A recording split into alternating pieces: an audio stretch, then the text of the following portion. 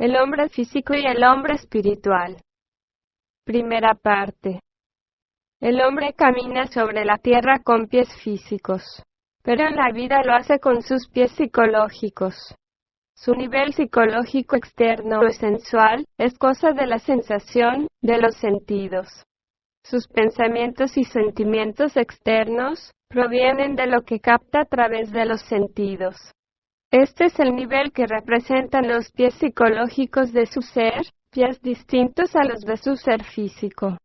Y la clase de zapatos que calzan estos pies son sus puntos de vista, sus opiniones y las actitudes que viste o utiliza para llegarse a una vida sensual. Si no fuese por los 5 sentidos, no habría vida externa. ¿Cómo camina el hombre sobre la tierra? Hablamos en un sentido psicológico. ¿Cómo se relaciona su psicología con la vida externa? El hombre que entiende la vida únicamente a través de las pruebas que le ofrecen los sentidos, no es un hombre psicológico. Es un hombre sensual. Su mente se apoya en los sentidos. En otros escritos se llama a esta la mente carnal. En este caso piensa desde los pies, no tiene cabeza. Y piensa especialmente desde la clase de zapatos que calzan sus pies. Esta es la forma de su verdad. Es diferente en diversos casos, pero siempre corresponde al mismo orden o al mismo nivel. Aún dista mucho de ser un hombre. Piensa de una manera literal. Toma la parábola literalmente. A fin de poder empezar a hacerse hombre, ha de comenzar a pensar apartándose del sentido literal. Para quien quiera que anhele un desarrollo interno, lo verdaderamente importante y significativo es el pensar en términos psicológicos. Por ejemplo, ¿por qué razón se dice tan a menudo en la literatura esotérica, en las escrituras, que el hombre se ha de quitar los zapatos antes de penetrar a un lugar sagrado? Significa que la mente sensual es incapaz de entender la verdad psicológica. Por eso se le pide que se quite los zapatos, que se desprenda de la verdad cimentada en los sentidos. Porque una mente que se apoya en los sentidos y en la verdad que éstos le proporcionan, es una mente incapaz de comprender un nivel superior o más elevado de la verdad, o sea, una verdad psicológica. Dicho en otros términos, el hombre físico no puede comprender al hombre espiritual. De modo que cuando se dice que es necesario quitarse los zapatos para poder entrar a un lugar santo sagrado, se quiere indicar que lo sensual no puede comprender lo espiritual. El pensamiento sensual no puede palpar un nivel que le sea superior. Requiere otro modo de pensar. La mente yace a distintos niveles, y el más bajo no puede asir los superiores. Es imposible tratar de entender una verdad psicológica con el nivel más bajo externo de la mente. De suerte que esos son los zapatos que uno ha de quitarse al penetrar aquella esfera del conocimiento que está por encima del conocimiento sensual. Arrastrar el entendimiento psicológico al nivel del entendimiento sensual. Es destruir todo lo que en el hombre puede conducirle a un desarrollo interior y hacer de él un hombre, internamente. Las gentes tratan de entender a Dios y lo divino con su mente sensual. Tratan de entender con los zapatos y no con la cabeza.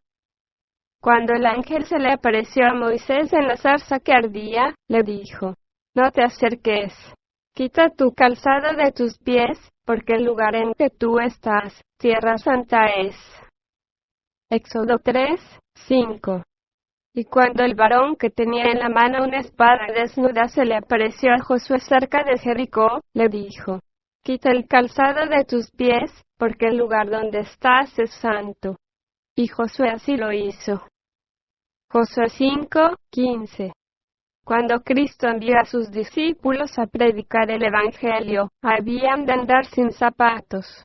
No os proveáis de oro, ni plata, ni cobre en vuestros cintos, ni de alforja para el camino, ni de 2 túnicas, ni de calzado, ni de bordón, porque el obrero es digno de su alimento.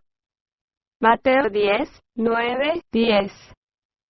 El hombre dispone de un cuerpo físico ya organizado que le ha sido dado. y con él queda sometido a la civilización a que pertenece. Esta organización social se mantiene por medio de leyes. El hombre asesina. Las leyes de su sociedad le castigan. Pero el hombre carece de un cuerpo psicológico. No tiene una organización interna. Obedece a las leyes externas debido al temor y al deseo de evitar el escándalo. Si se aboliesen todas las restricciones, el hombre en sí asesinaría a todos los que odia. El odio es un factor sumamente profundo. En cierto sentido, podemos decir que todos nos odiamos los unos a los otros. Se nos ha dicho, no matarás. Éxodo 20:13. Observamos este mandamiento en su forma literal por temor a las consecuencias. Pero su significado psicológico es que uno no ha de andar matando con los pensamientos y sentimientos. Y es justamente este el reino interior en el que puede llevarse a cabo el desarrollo del hombre. Ahí se encuentra el significado psicológico del mandamiento. Los pies y la cabeza. El tema constante de la visión, la parábola y el sueño, es el hombre psicológico. Tiene una variedad de divisiones externas e internas. Y esto viene a ser lo mismo que la división en niveles inferiores y superiores.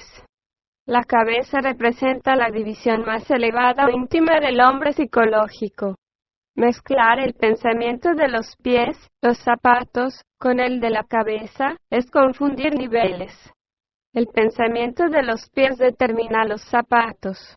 Este es el pensamiento sensual, el que tiene que ver con los objetos de los sentidos. El pensamiento de la cabeza es psicológico y tiene que ver con el significado de las cosas.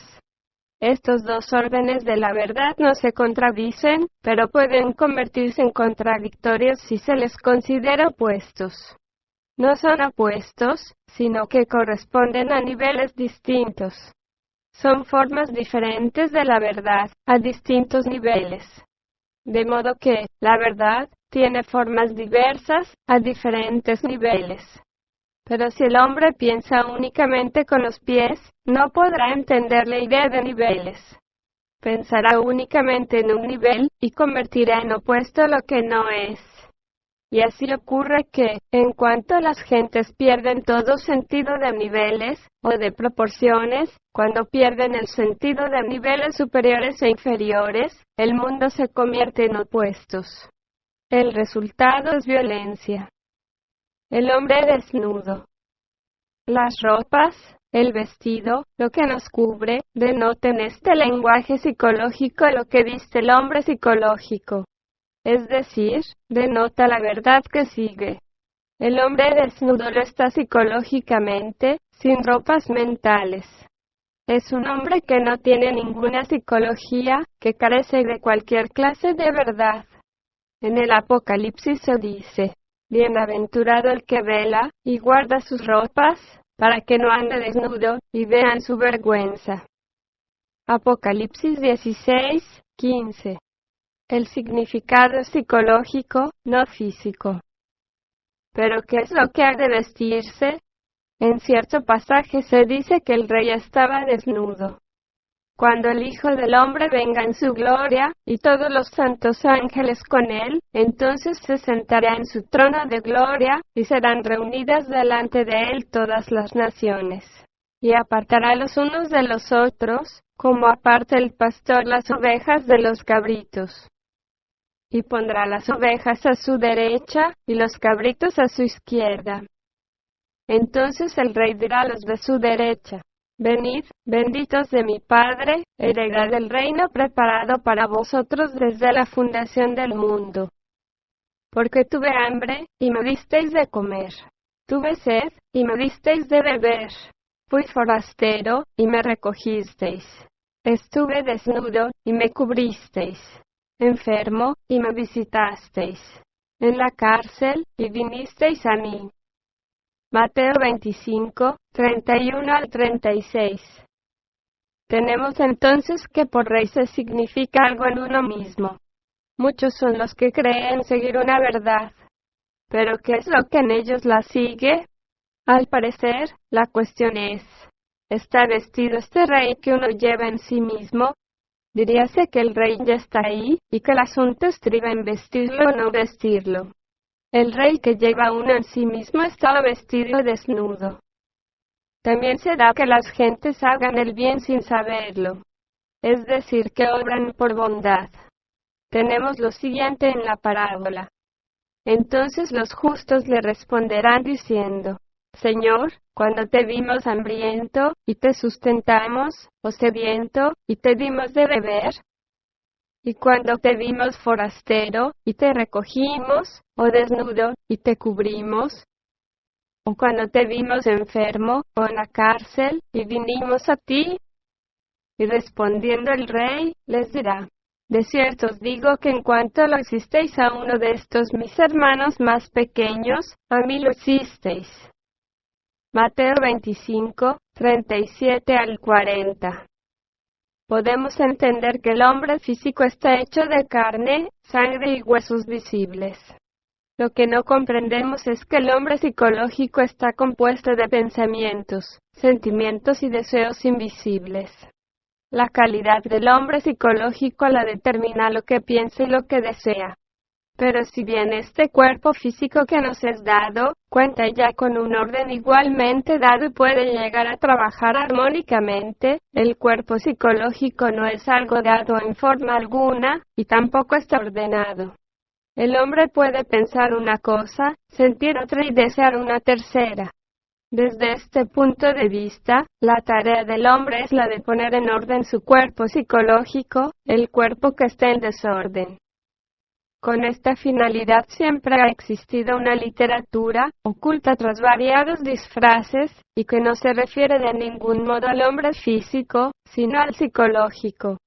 Por ejemplo, parte de esta literatura son los fragmentos de enseñanza que aún se conservan en los evangelios.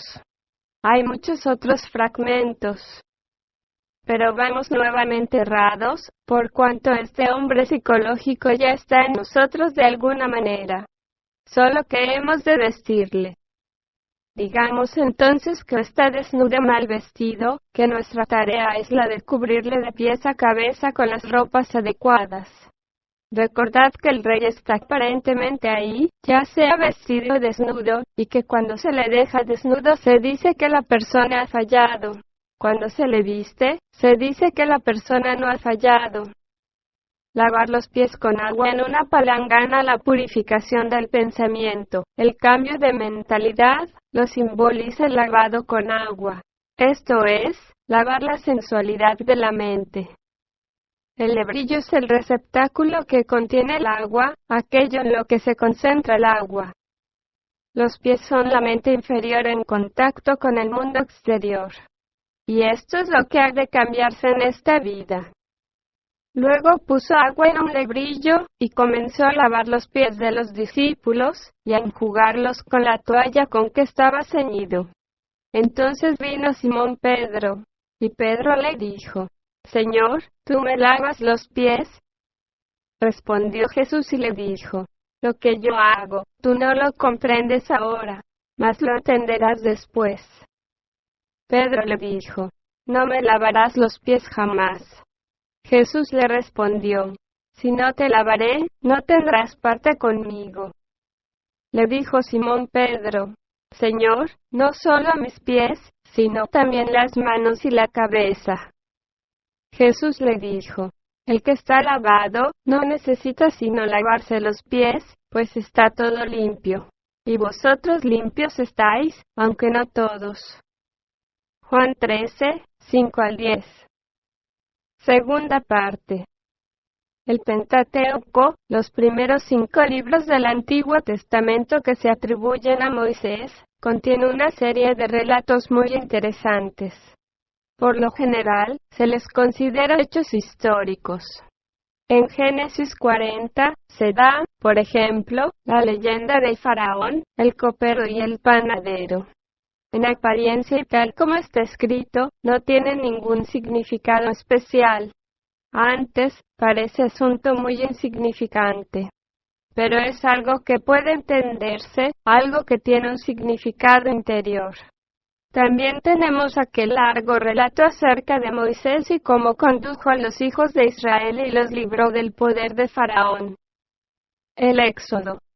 No cabe duda de que también esto puede tomarse en un sentido histórico, como que Egipto significa Egipto, Faraón significa Faraón, de la misma manera que en el relato anterior un copero puede tomarse como un copero y un panadero como un panadero. Examinemos el movimiento de los hijos de Israel al abandonar Egipto y su viaje hacia la tierra prometida. Pero no lo hagamos literalmente, sino como una parábola que contiene un significado psicológico bien distinto a cualquier significado histórico. Veámoslo en otros términos, como si fuesen palabras que tratan de un hombre que se aleja de algún poder que se simbolizan por el faraón y Egipto, y que se mueve o que viaja hacia una nueva condición en sí mismo. Toda enseñanza esotérica trata acerca de un nivel superior y de uno inferior, y la esencia de lo esotérico es que el hombre puede pasar por una transformación y alcanzar un nuevo nivel de sí mismo. El hombre ha de huir del poder del faraón y Egipto y moverse en un sentido diferente que se le representa, primero, como un desierto y eventualmente como la tierra prometida. Por la alegoría puede uno darse cuenta de cuán difícil esta cosa es. Se indica cómo el faraón no quiere de ningún modo que los hijos de Israel abandonen Egipto, aun cuando les sobreviene una plaga tras otra. El hombre apegado a los sentidos, a la realidad visible, a la vida externa, se mueve solo con gran dificultad hacia un grado de comprensión que yace más allá de los hechos sensuales y del poder que sobre él ejercen. Este es el primero de todos los problemas que encara el esoterismo, y en esta parábola se acentúa el poder del faraón y que Moisés procura vencer. Faraón representa el poder que tiene el nivel inferior, y Moisés, el que tiene el nivel superior. Dios pidió a Moisés que sacase a los hijos de Israel de Egipto, y Egipto representa una condición psicológica de la humanidad. El faraón sujeta en Egipto los muchos y diferentes aspectos del hombre que pueden crecer en un nuevo desarrollo interior. El faraón es el poder del nivel inferior de comprensión, y que el hombre obtiene solo de la forma en que el mundo le parece a los sentidos, es el entendimiento que obtenemos de esta primera fuente de significados. Este bajo nivel de interpretación es Egipto. El faraón es el poder concentrado que tiene este nivel. Se le puede comparar al maestresala de las bodas de Cana. Indaguemos en el Antiguo Testamento algunas definiciones del significado de Egipto.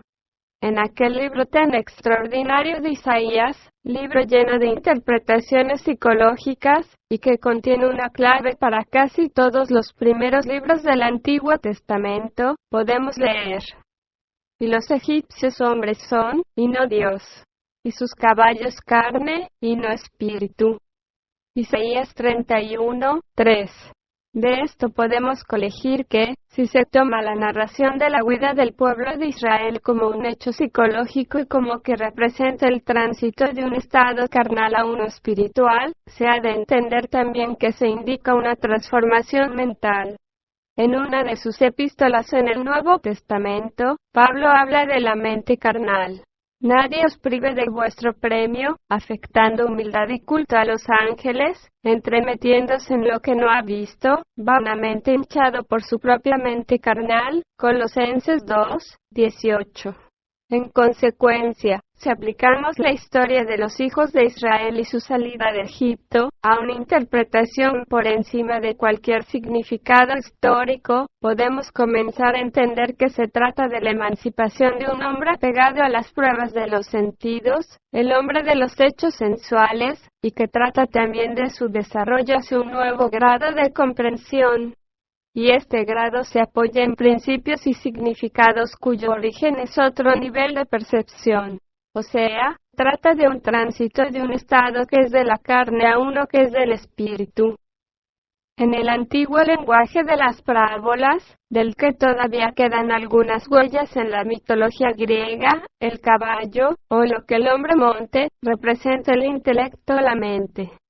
Cuando Isaías dice que los caballos de Egipto son carne y no espíritu, nos ofrece una clave para descifrar todo el sentido o significado de la huida de Egipto. Nos permite entender todo el asunto en términos psicológicos. Faraón es también carne, Moisés es espíritu. Y somos nosotros mismos quienes hemos de sacar de Egipto a nuestros propios hijos de Israel. Como todo en la psicología esotérica es sobre el hombre mismo y sus posibilidades, de lo que ha de hacer en sí mismo, las cosas a que ha de renunciar y aquellas de las que se ha de separar, podemos darnos cuenta de que las principales parábolas no son asunto a tratarse con una mera explicación.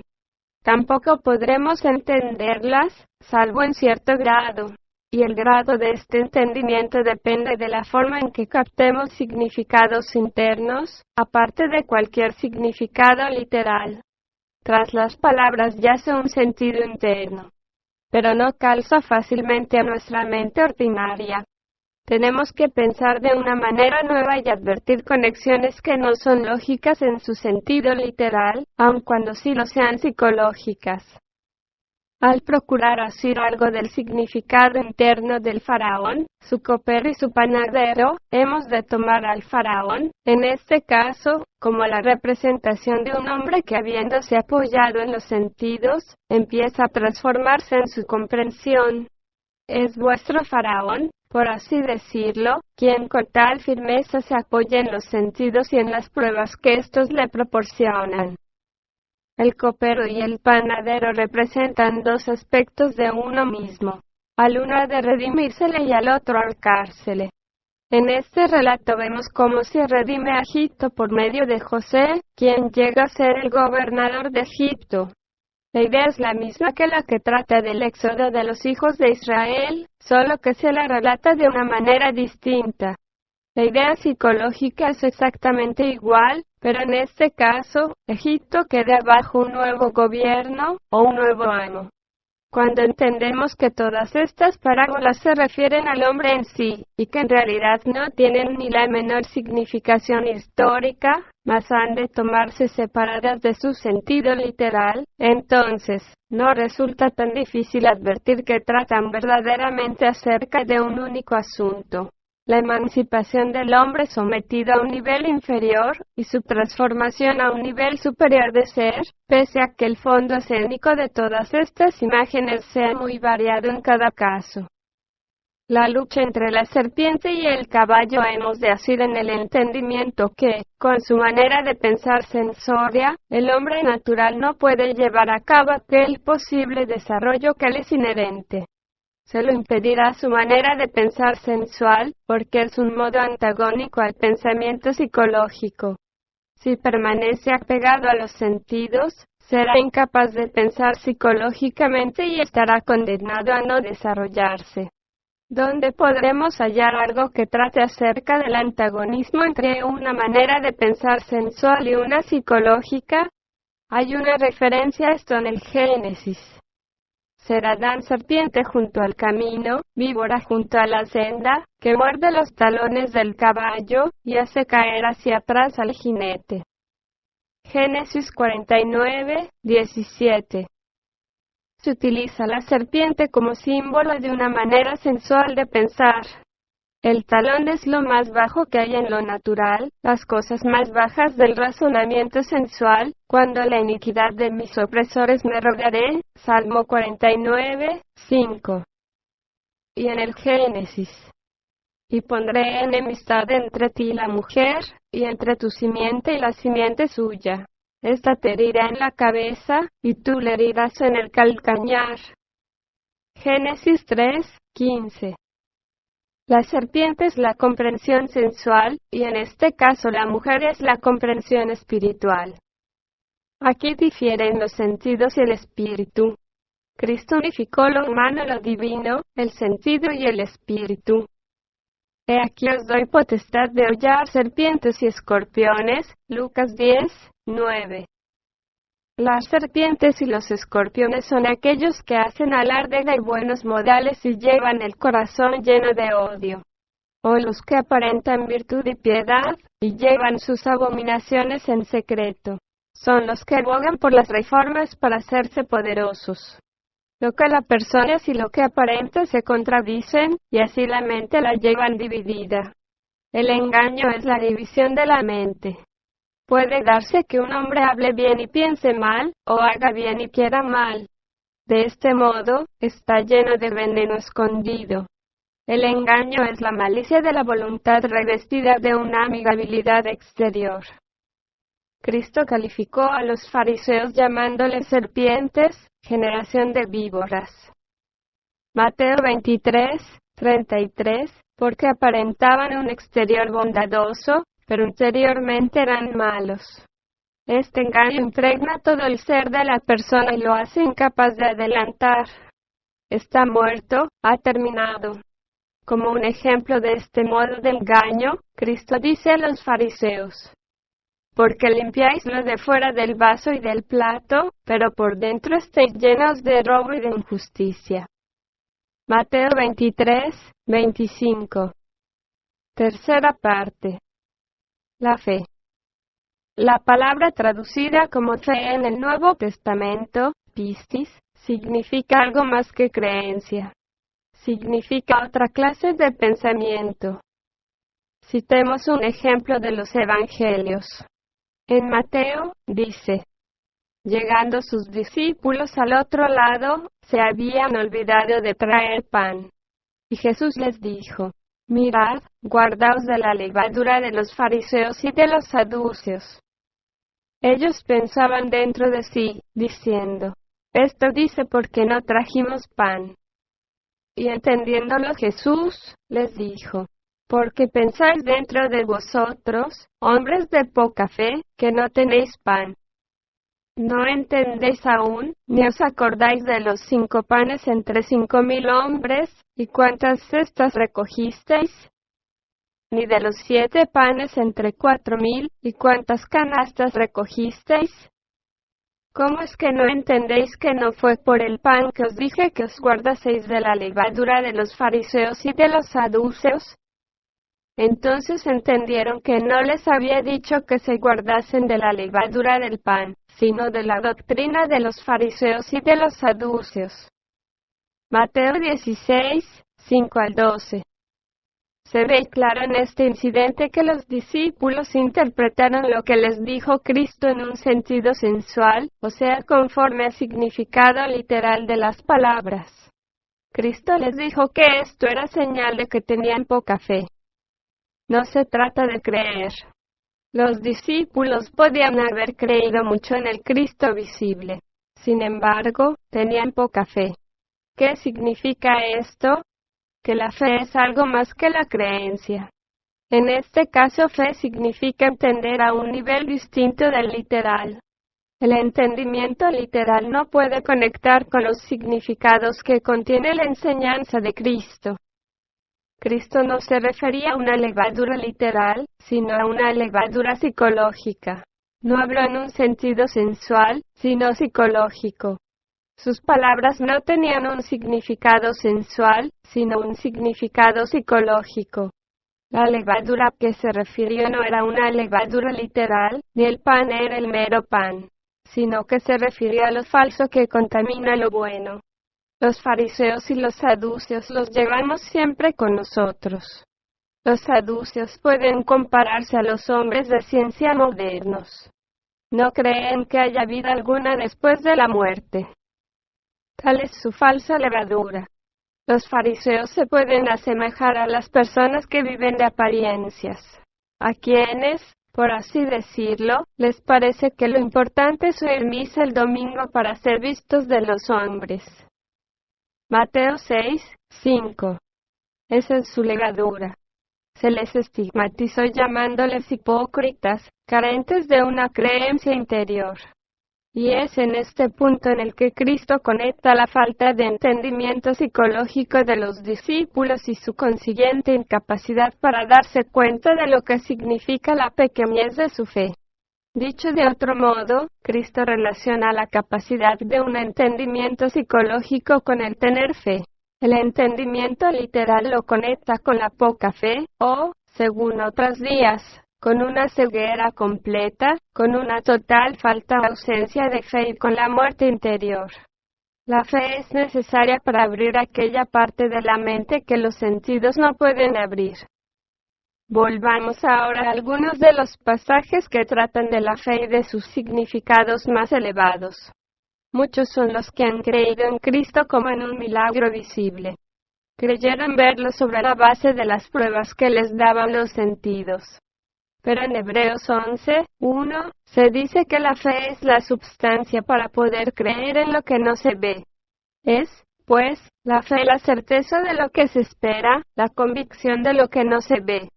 No solo es una convicción de lo invisible, sino que constituye la base o nivel en el que se puede alcanzar otro mundo de relación y de valores. Un mundo que está por sobre el mundo visible, y que es la causa del visible. De modo que el desconocido autor de esta epístola dice: por la fe entendemos haber sido constituido el universo por la palabra de Dios, de modo que lo que se ve fue hecho de lo que no se veía. Hebreos 11:3. Enseguida describe cómo, mediante la fe, se hicieron ciertas cosas. Verdad es que en ningún punto de las Escrituras se define la fe de una manera exacta, solo se definen sus efectos. Sin embargo, algo se dice sobre ella, como arriba, para demostrar que tiene que ver con una percepción interna de escala. Si la fe hace que uno pueda percibir con la mente la existencia de un mundo invisible por encima del visible, y que es la causa del visible, bien puede decirse que uno percibe en términos de escala, o sea en términos de niveles superiores e inferiores. Cuando el centurión dijo que era hombre bajo la potestad de superiores en cuanto a autoridad, y que a su vez tenía él potestad sobre otros que le eran inferiores en rango, y agregó que debía de ser lo mismo con Cristo, estaba hablando en términos de escala. Significó que Cristo solo tenía que dar la orden y su siervo sanaría. Al oír esto, Cristo exclamó que jamás había hallado a quien entendiese más completamente el significado de la fe. El relato es el de un centurión que envía mensajeros a Cristo para pedirle que sane a su siervo. Y Jesús fue con ellos. Mas como ya no estuviesen lejos de su casa, envió el centurión amigos a él, diciéndole: Señor, no te incomodes, que no soy digno de que entres debajo de mi tejado, por lo cual no me tuve por digno de venir a ti. Mas di la palabra y mi siervo será sano. Porque también yo soy hombre puesto en potestad, que tengo debajo de mis soldados, y digo a este: ve, y va, y al otro: ven, y viene, y a mi siervo: haz esto, y lo hace. Lo cual oyendo Jesús se maravilló de él, y vuelto dijo a las gentes que le seguían: os digo que ni aun en Israel he hallado tanta fe. Y vueltos a casa los que habían sido enviados, hallaron sano al siervo que había estado enfermo. Lucas 7:6-10. Pero, volvamos a Hebreos 11:6. El autor dice: sin fe es imposible agradar a Dios. Es imposible si falta la substancia, el fundamento de la fe, pues la fe es lo que hace posible que el hombre piense más allá de la evidencia de los sentidos. Hace que se dé cuenta de que existe una escala invisible, y también posibilita el entendimiento psicológico. Darse cuenta de la escala es echar de ver que hay diferentes niveles de entendimiento. Una cosa es el significado literal, y otra muy distinta el significado psicológico espiritual, aun cuando estas palabras indiquen una misma cosa. Por ejemplo, ya hemos visto cómo la palabra levadura que se emplea en el incidente ya citado, indica dos niveles de entendimiento. Los discípulos lo captaron en el inferior, y Cristo les dijo que esto era debido a su poca fe. Es que su pensamiento era sensual. Les era difícil pensar de una manera nueva y a otro nivel. Su pensamiento psicológico era tan débil, justamente, porque se apoyaban en los sentidos y no en la fe. Tenemos, pues, que los sentidos y la fe indican dos maneras de pensar que no son opuestos, ni antagónicos, sino que corresponden a distintos niveles. Cuando no se tiene una percepción de niveles o de escala, las cosas se convierten en opuestos aún sin serlo. Y la mente del hombre se divide en términos de esto o lo otro, lo que solo conduce a una interminable confusión, y a muchos enredos y miserias mentales. El autor de Hebreos 11:6 dice aún más: porque es necesario que el que se acerca a Dios crea que le hay, y que es galardonador de los que le buscan. Al parecer, se indica que si tras de todas las cosas hay escala, y si el orden es la escala, y si poner las cosas en orden es arreglarlas conforme a una escala, entonces ha de existir lo que es superior y lo que es inferior. En toda cosa ha de haber un superior y un inferior. ¿Quién no puede percibir la escala visible e invisible, del modo que lo hizo el centurión, o sea, mediante su entendimiento psicológico apoyado en su gran fe, quedará fuera de las intuiciones que únicamente puede abrir la fe misma en todas aquellas mentes que hasta ahora han permanecido dormidas en los sentidos, y en el limitadísimo mundo que éstos revelan?